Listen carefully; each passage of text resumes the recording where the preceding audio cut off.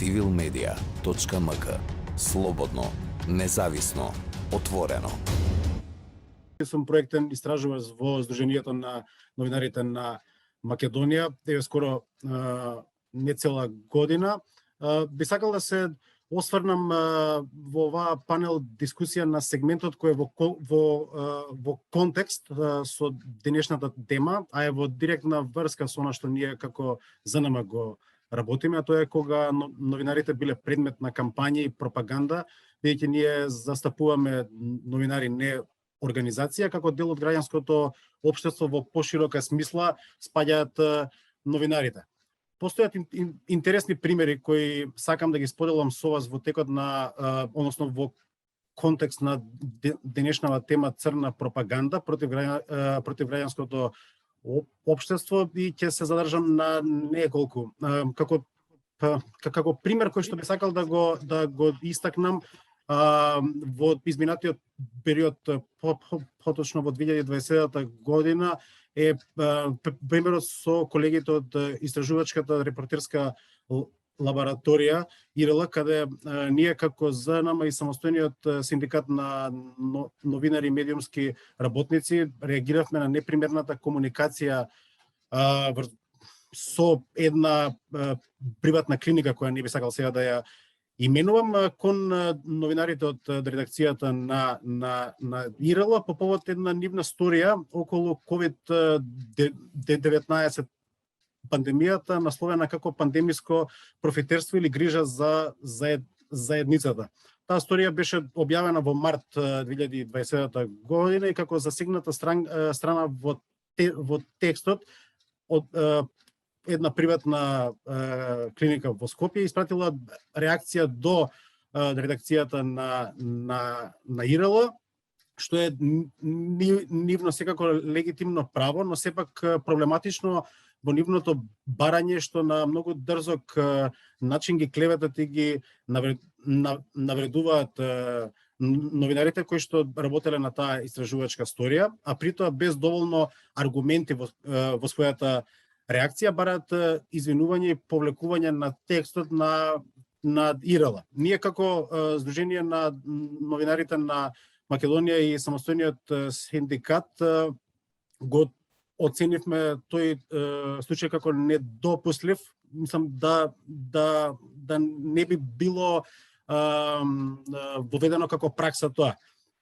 Исто така има еден друг пример кој што е малце потазе од пред скоро еден месец, каде што пак тема на анализа е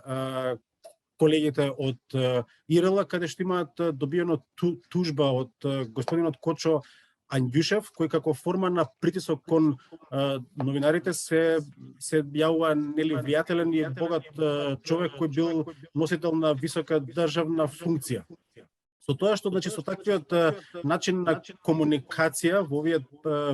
примери тие навлегуваат во самиот кредибилитет на новинарите и се обидуваат да ги дискредитираат, а не да ја аргументираат критиката упатена кон нив. Ние како ЗНМ веќе подолг временски период соработуваме со регионалните Сдруженија на новинарите од Западен Балкан, тука можам да ги набројам Сдруженијата од Хрватска, Босна и Херцеговина, Косово, Црна Гора и Србија, и тука можам чисто како компаративен пример и искуство да го споделам во контекст на темата, дека ние излегуваме како земја дека не сме баш најлоши во овој контекст, но многу е битна и актуелна ситуацијата со колегите од независното Сдружение на новинари во Србија, односно кратенката НУНС. Тие има некои подолг временски период беа мета на страшни притисоци и црни кампањи од страна на владеачката структура во Република Србија, или по-прецизен да бидам владеачката партија Српска напредна странка, каде што го имаат искористено акронимот на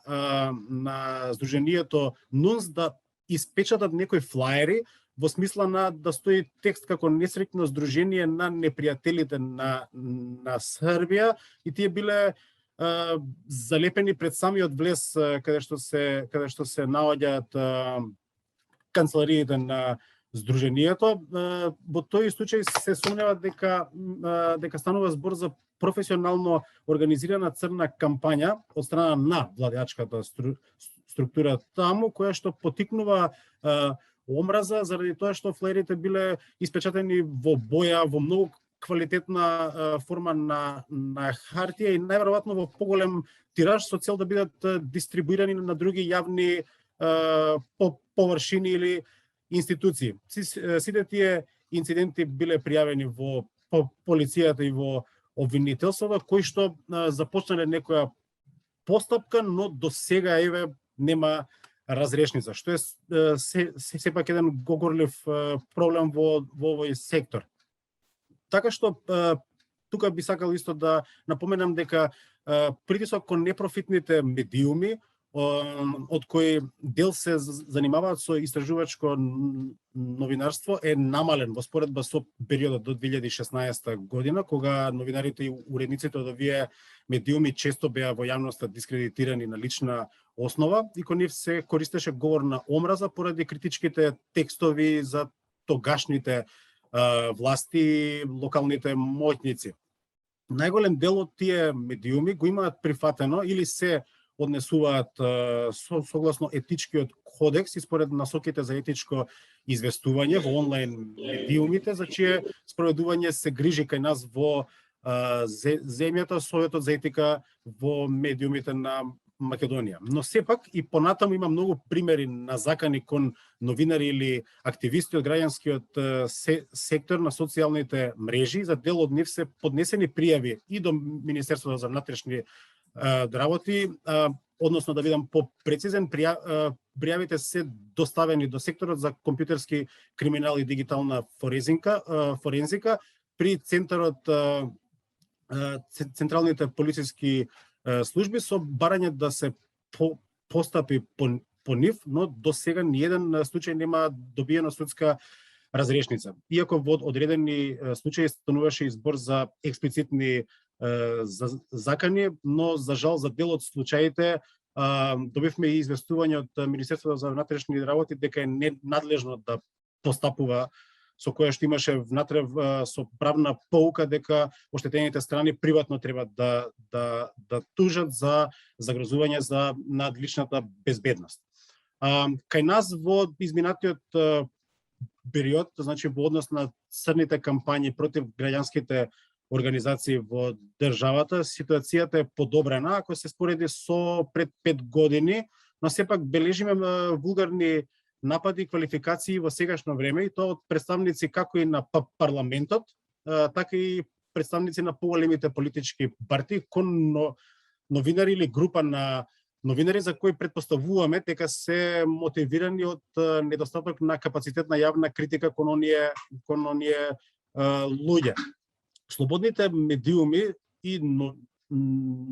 новинари воопшто се основа, значи, за функционирањето на секое демократско општество, и предуслов за таа слобода е можноста да работат оние медиумски професионалци,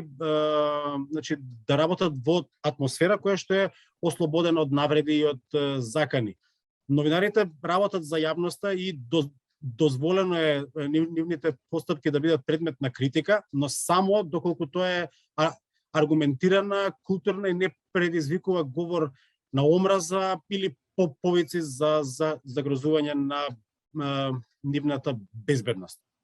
Добро е во денешно време што има јавни осуди од јавни личности кон овие појави, но сепак за грубите навреди на правата недостасуваат, мислам дека се уште правни механизми за заштита и